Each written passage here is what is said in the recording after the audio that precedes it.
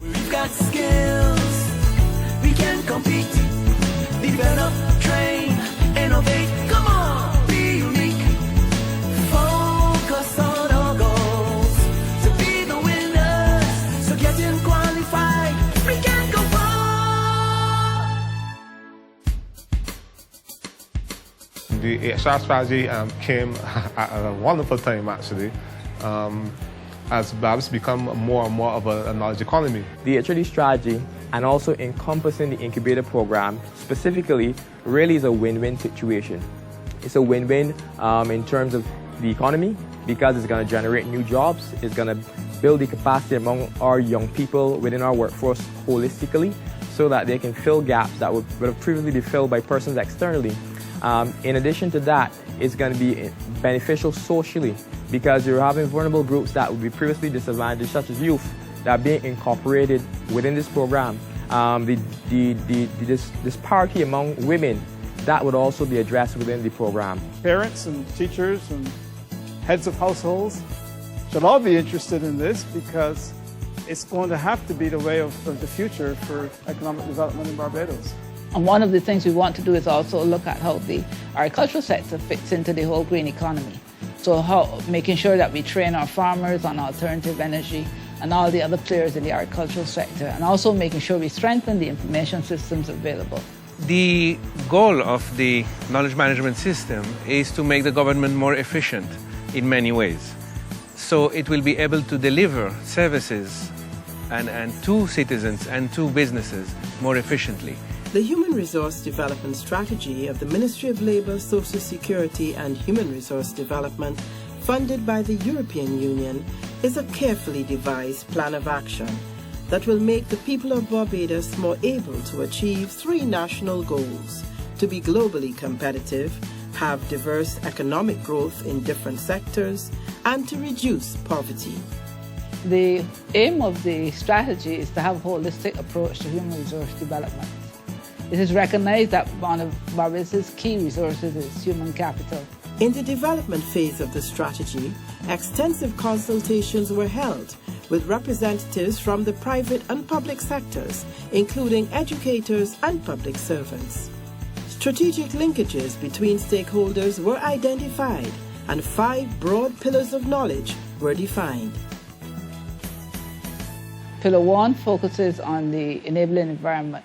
It focuses specifically on institutional strengthening and capacity building. The development of our human capital is particularly important, and a lot of that happens through a number of agencies. Now, within the public sector, we have agencies responsible for human resource management and human resource development. And those agencies, Ministry of the Civil Service, Personnel Administration Division, and the Training Administration Division, were identified as priority institutions to be part of Pillar 1 and to undergo assessments with the hope of strengthening these organizations so that they can more effectively help in managing the human resources in the public sector. In addition, there are other institutions in the public sector who we have included because they also have a role to play in terms of developing skills and developing competencies for the private sector. And I speak now to institutions like the Barbados Vocational Training Board, the Samuel Jackman Prescott Polytechnic, and the TVET Council, which is a regulator for the technical and vocational education training program in Barbados. So these institutions have a major role to play. Pillar 2 involves the development of a national vocational qualifications framework that is recognized internationally. When you put the qualifications on the qualifications framework through the National Qualifications Register, you will know the equivalency of the TVET qualifications and you will know what you are worth. The people at the university would understand your worth and know what to do with you, etc.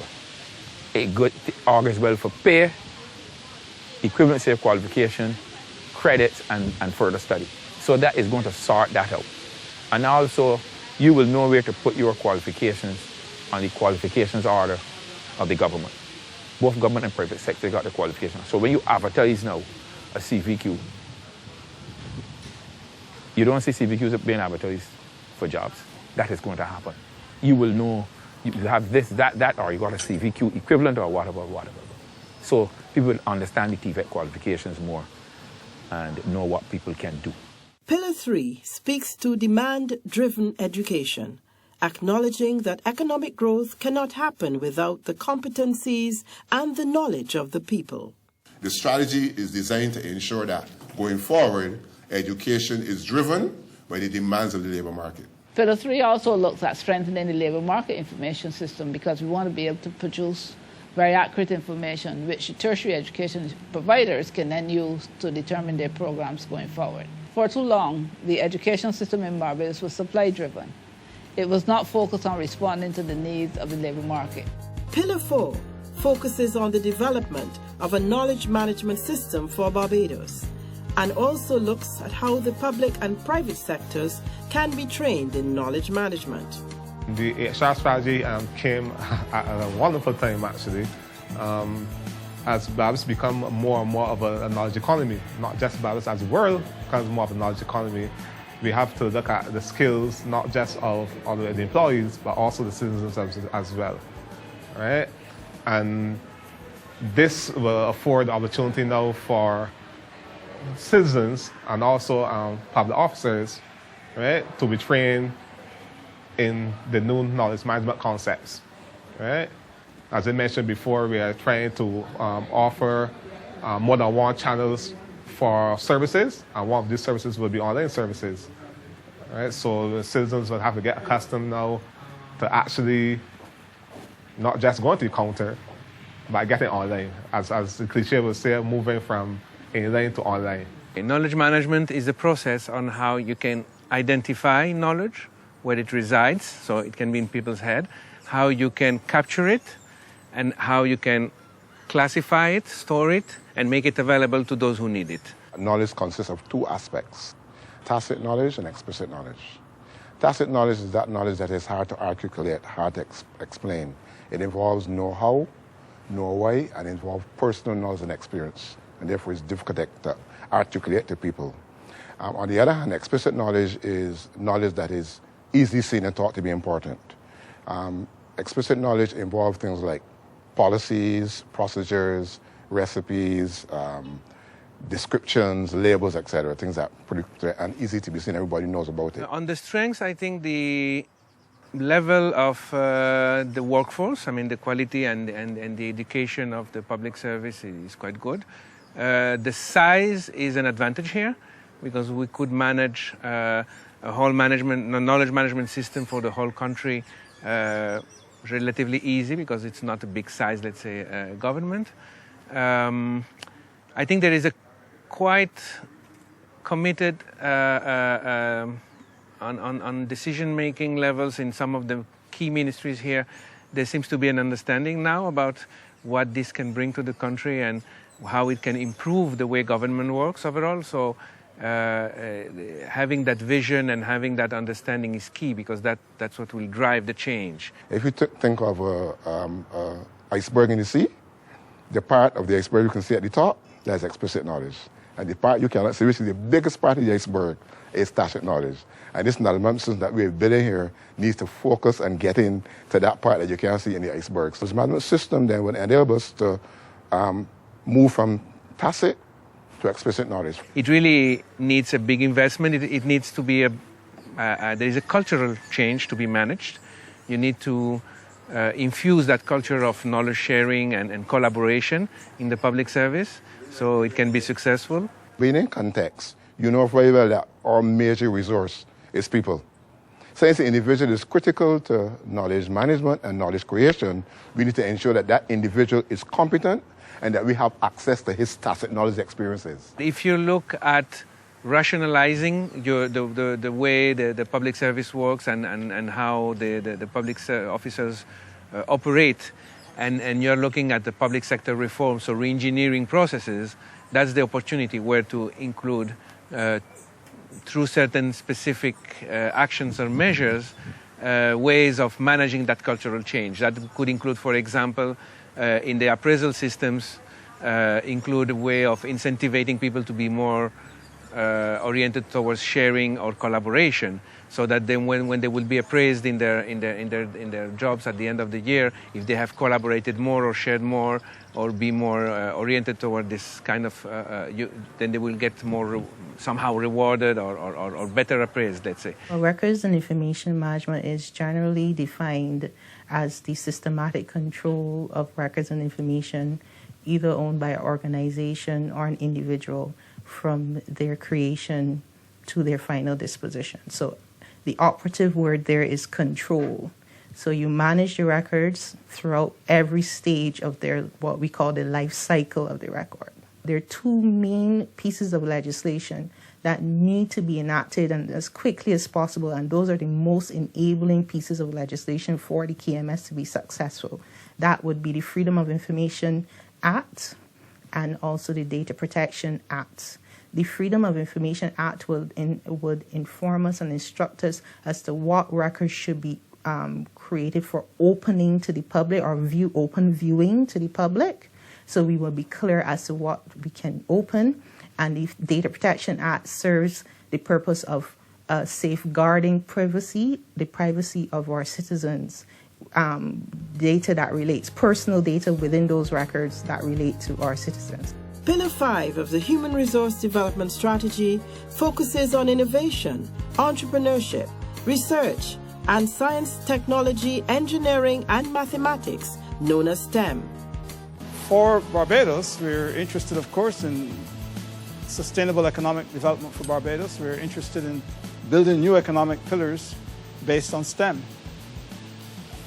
And if you look around the world, you see that many other developing countries have embraced science, technology, engineering, and mathematics to drive their economies. And so we should do the same. The creative process is the first one that starts. The imagination is, if you want to go all the way back to the beginning, is where a lot of innovation starts. People have ideas. You can argue where it comes from, but normally we'll say it comes from the imagination. And then those ideas have to be put into practice. They've got to be tested. Sometimes you have to do a hypothesis testing. You then maybe try to break it down to a prototype. But along the way, you can lump all of that under research. The entrepreneurship, of course, is important because now you've had the idea, you've tested it, it kind of works. You might have built a prototype if you're lucky, but now you have to make a business out of it. And that's where the entrepreneurship comes in. This is what we want in terms of STEM. We want persons who can innovate, who can look around, look at our natural resources and figure out ways that they can create devices that can harness the energies. For example, solar energy, wind energy, that can use these natural resources, that can bring down to the economic benefit of Barbados. The greatest benefit of the HRD strategy for science and technology is probably the education part in terms of educating the stakeholders and the public at large. Because by virtue of the things we're doing, you have these consultations, and it's not just a matter of talking about what the problems are, but then you start to realize how you can use the people who are trained and the steps that you need. With regards to innovation in the university and the country, if there's one thing I have discovered, there's plenty of it in terms of ideas and things that people want to do. What is lacking is the environment and the funding. Our specific project looks at the cultural industry sector and how we can reinvigorate the sector basically by doing important research to inform and to add value to the various products that the sector, cultural industry sector provide. Specifically, we'll be looking at the performance arts aspect of the sector. Our project really has two components, a local component and an international component. So this local component will look at the research and how this research will add value. But it also will be instructive to how we can move towards the whole component of standards in terms of providing, assisting the TVET with developing standards in terms of MVQs for specific aspects of the cultural industries. The Human Resource Development Strategy is also encouraging innovations that promote the use of new technologies in agriculture. We developed a consumer guide from within the Barbados Renewable Energy Association on photovoltaics and understanding photovoltaic installations. Within the Barbados Renewable Energy Association. And out of that, the Ministry of Labour, through its Human Resource Development Program, decided that they wanted to consult with us to provide training in certain segments of the community. With financial community, we started with that. Then we did one with small and medium-sized enterprises. This is the third one. And for this third one, the ministry wanted us to have the agricultural community as part of it. After the workshop this morning, we decided to have a field trip so that you can see solar grow in action. We are happy that we have the Youth Agripreneurship Program out of the Ministry of Agriculture that make up the majority of this group here today. I expect to get out of the program is to really see what the program having, what I have to offer, and how to develop and further my pig business to become probably one of the biggest pig farmers in Barbados. What I need most would be guidance. I want to guide you through the process, how to develop a business, and actually some actual funds to actually get there. I applied for the agripreneurship program because it seemed like a good way to learn more about what I wanted to get into, which is hydroponics and aquaponics. And there's an opportunity to learn new stuff, see what I can do with it. So I believe that Barbados is now acutely aware that to be globally competitive, modern societies, they need an agile workforce capable of responding to global dynamics of the modern knowledge economy. That's particularly important right now. The support to the human resource development in Barbados provided us with the opportunity to concretize our support to the country, helping to put in the capacity, if you like, behind the policies of the past. And that's an important point, because you cannot have a policy without capacity. With total support approximating 50 million euros, the HDR program, the Human Resource Development Program, represents our largest investment in Barbados to date, and it's one of our largest programs in the entire Caribbean region. We see the National Qualifications Framework as being an important tool in the mobility of the citizens of this country. Citizens will now have some level of currency, if you like, to their qualifications, especially the non-traditional qualifications. Let me explain. Where, for instance, you have been trained in cosmetology or in craft, you may not have a certificate, you may not have a paper to show for, but with the National Qualifications Framework, you will have something, and you will be able to produce a CARICOM skill certificate. And this is important because that means that you'll be able to move in and out of the educational system locally in Barbados. But it also means that regionally, you'll be able to take advantage of opportunities beyond the country, including those provided by the trade agreement EPA that I mentioned earlier. So citizens can therefore be trained locally and at the same time work globally. In the past, we have supported a mix of scholarships, of infrastructure and skills development. Two very prominent examples of our support include the Pomarine Hotel and Hospitality Institute and the Barbados Language Center. The Human Resource Development Strategy is for every Barbadian. And what it is, it's a program, or essentially a series of programs, that will allow for every Barbadian, whether a student, whether a worker in the private sector or public sector, or even unemployed, to be able, first of all, to decide what it is he wants to do, what his passion is, even if he doesn't know